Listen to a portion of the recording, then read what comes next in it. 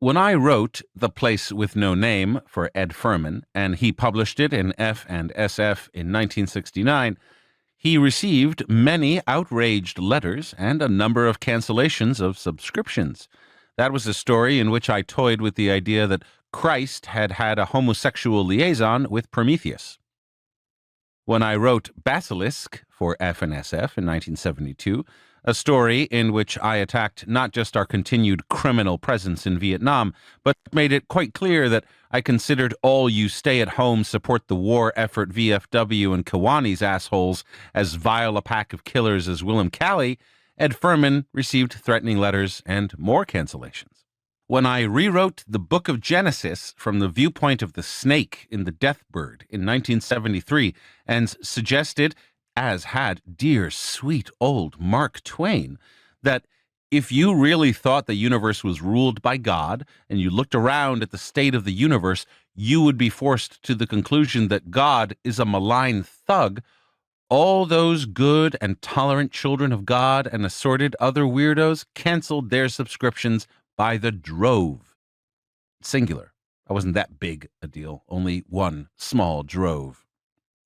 Croatoan in 1975 was interpreted by right-to-life advocates as a pro-abortion story, and they canceled. It was viewed as an anti-female story by some feminists, and they canceled.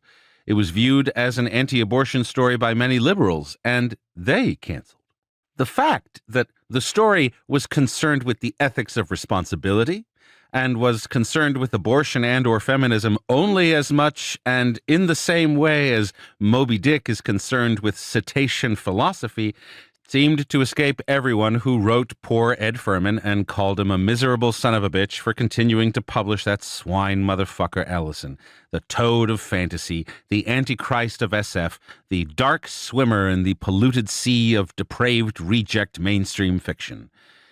I went and had a vasectomy.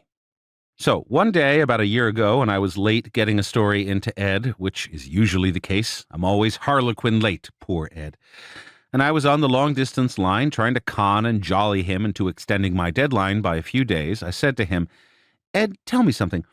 Why is it when you run the kind of apparently troublemaking stories I write and you keep getting so many subscription cancellations and rotten letters from these turkeys, why is it you keep running my work?